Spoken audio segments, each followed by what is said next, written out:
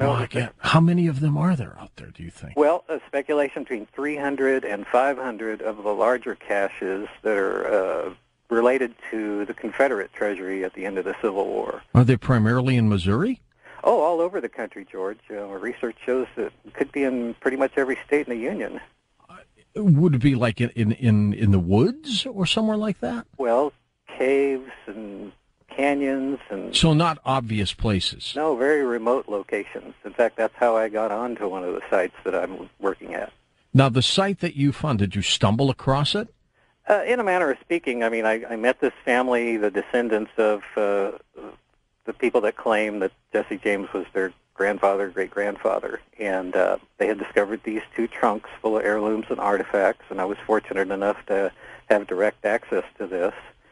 I went through everything and organized it chronologically, and it told a story of Jesse James' life that went through until his older age. And one of the photos, he's an old man, and barely noticeable in the background, off in the distance, was a cave. And I knew I had seen that somewhere before in a book. So I got with the Geological Survey Director, and he helped guide me to a contact who got me to someone else, and then it was just down to shoe leather.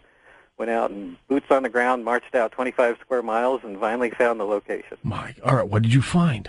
Well, we found a tremendous cave site that was really tucked away in a remote location, and not far from there were 7 other caves. And this was in my documentary on the History Channel that just aired again today, Jesse James' Hidden Treasures. Right, that's very good, by the way. Yeah, thank you. And 2-hour documentary, they did a great job exposing a lot of this material, but there's no way to cover it all in 2 hours, you know. But at any rate, we toured the site, and we found all these cryptic marks and codes and petroglyphs on the walls, and really didn't make a lot out of it. It didn't come to me about the treasures until a few years later. But eventually we got permission to work the site and do the research and do some excavating, and we found some small caches so far, but not the big mother lode. We're onto it. We think we're going to have one soon, and we'll keep everyone posted. Now, when you say small, how small? Oh, you know, just a gold bar and a jar full of silver dollars and gold coins. You know, nothing. Oh, a gold bar's worth a lot these days, isn't it? Yeah, and a smaller dory bar, not a huge one, you know. But and it certainly doesn't justify the budgets we put into the research. All right, let me figure this out. How many ounces would that be? It's about 7.5. 7.5 ounces at $13.50, so it's almost 10 grand. Sure, and you know that would or that. Buy a piece of equipment or fund us for a few months or something along that line, but you don't sell that. It's an artifact, and it'll be held onto for a museum exhibit. So if you found a cave with zillions of these things, it's worth a fortune. Now we're talking. But they could be all over the place. If there are that many, yes, we're talking about how much in today's dollars? What do you think? 1.3 trillion. That's not even going to scratch our debt, but that's not bad, huh? Yeah. I think creative management, you could pay the interest on the debt. Yeah, you could. You could be your own financier. You'd be like the Chinese. Yeah, there we go, because they're dropping us. Why isn't anybody, Ron, making a concerted effort to try to find these places, or are they, and it's just very quiet? Yeah, I think it's very quiet. There's a small group of people who do invest themselves in trying to locate these. I think a few of them have been found in the past, and maybe they didn't go public with it. We just thought it was a tremendously fascinating story, and that the public should know, and that we could share this. That's a great... No, but they're not all Jesse James's caches, are they? No, I see it more as the Confederacy had all this loot. A lot of it did come out of the northern industrialists and people who wanted to support the South, even European financiers, and they didn't want to give it back to the Union at the end of the Civil War, so this Confederate money was, given to Jesse and the Knights of the Golden Circle to conceal and forever put it away. So if one is walking somewhere in a cave in the forest and sees a bizarre-looking what would they what would they be able to conclude? Well, I think if you saw petroglyphs marked on the wall, Jesse has a fairly common JJ insignia, but there's also back-to-back J's that look like an anchor, and sun signs, just a turkey's foot, like a wild turkey you would see in the dirt out in the wilderness. If that peace sign without the circle around it, it indicates treasure, buried treasure. And I'm not saying just Jesse James. I mean, there's Spanish hoards out there and French hoards. I mean, there's all kinds of treasures buried out there. If you do the least bit of research, you'll find that every state in the country has at least 1,000 to 1,200 treasure legends tied to it. And there's some maps? Lots of maps, lots of fake stuff, too. Ah. But, for example, there is one called the Wolf Map or the Cement Map, and it's got an eagle and a wolf on it, and we happen to find both those glyphs on our cave in a direct north-south alignment, so it told us we were onto the right path. That's an amazing story. Thanks, George. And do you get to keep all the stuff that you find? Well, we have agreements with the landowners that vary from site to site, and, you know, ours isn't the financial motivation.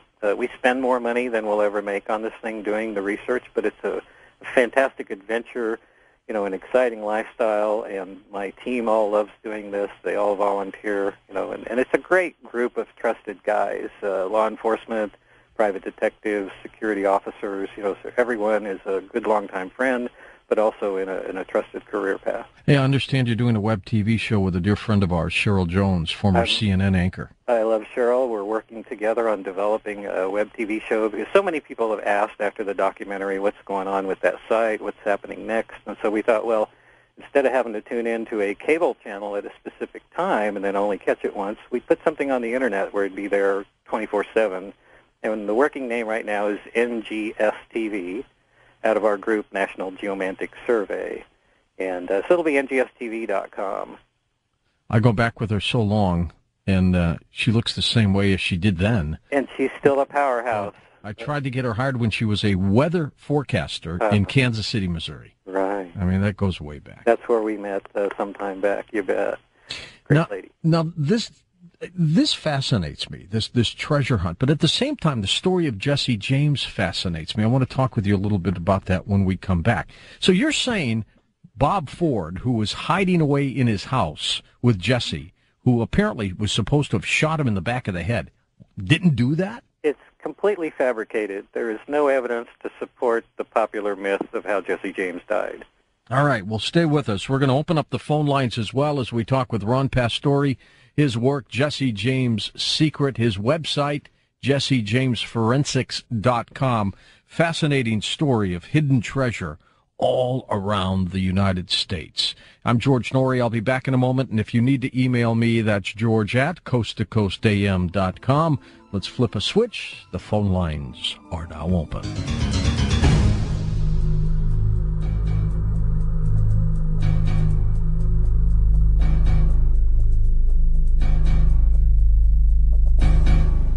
Ron, what has made you conclude that it's possible that Jesse James faked his death?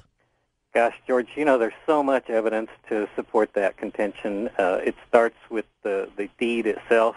Bob Ford testifies that he took this brand new .44 caliber weapon that Jesse just gave him as a gift and fired it point blank at the back of the man's head and alleged that the bullet exited the temple. And when you look at the death photo, which Tommy was good enough to post on your website, there's no exit wound. It's the impression of a trigger hammer. And you know, nothing in the death photo supports that that's Jesse James. The newspaper says his right index finger is missing the tip of it, but it's there in the photo. Instead, it's the thumb that was severed, and he's bruised around the finger like he had a weapon taken out of his hand in combat. There's you know, alleges that Bob shot him once in the back of the head, but there's 4 fresh bullet holes in the body in the autopsy. The biggest joke I find is that they say that the corpse had an abscess in the groin, and Jesse James' abscess was in his lower front jaw. So, a big difference. Quite a tough job. Who's the victim? Well, I contend that it's his cousin. It takes a lot to wrap your mind around the legend of Jesse James, and to me, there was so much dissimilarity in photographs and the M.O. and the descriptions. It wound up taking 3 people to make this composite of this person. Did he bump off the cousin just so he could hide? I think there was a little more to it. I think he was a brutal, mean guy, and he wasn't on the inside of this Knights of the Golden Circle organization. And finally, they green-lighted getting rid of him with the help of the governor and the sheriff and a whole cast of players. And off went the cousin. That's it. And the autopsy says that the body had 12 to 14 hours rigor mortis. So they didn't just kill him that morning. They bushwhacked him out in the barn the night before, got him out there. All right, if he lived a long life, How old do you think he would have been, and what year would he have passed on?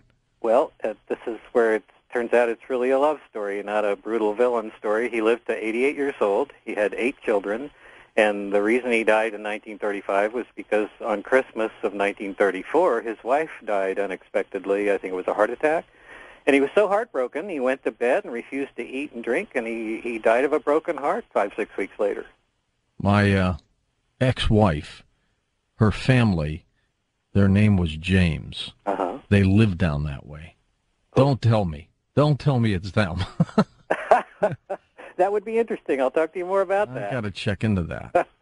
All right, let's go to the phones. Tom in Boston, Massachusetts, you're up with us. Hey, Tom, welcome to the show.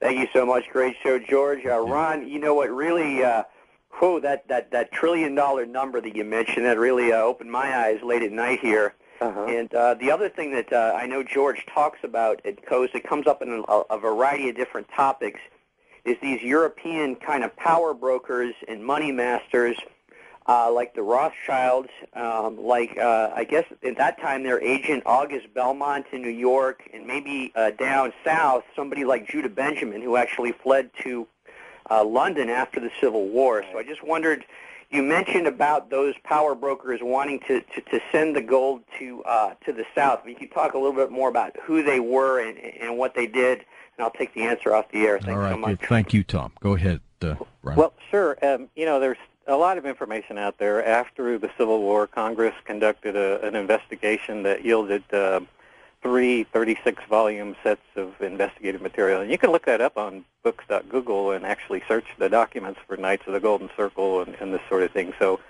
and that was sealed for 75 years. Congress didn't want anyone knowing the complexity and the complicity of all the people that were involved in this. And we're talking about seated governors and adjutant generals in the North. A lot of the funding came from the North, from Canada, from Europe. There's a 2-volume set by Bullock that talks about how the European crowns and ruling families of Europe funded the Civil War for the South. I mean, you got to wonder how they had a navy when there were no shipyards in the South. Good point. Hey, tell me about this facial recognition software analysis. Sure. I contacted Bob Schmidt when he was with Visage, a division of General Electric that was doing facial recognition software analysis. And he volunteered to do the study on the Jesse James. So we took the commonly known photograph of Jesse as a 16-year-old in his rebel attire. Everyone knows and accepts that's him. And did the analysis with the 80-year-old man that I contend was really Jesse James. And it turns out he was a match. He has a cleft in his brow, a dip in his eyebrow, the drooping eyelid, the dip in the rim of the ears, a large right nostril. All of these markers were present in both characters. So you would think that might be him? Absolutely. There's no doubt in my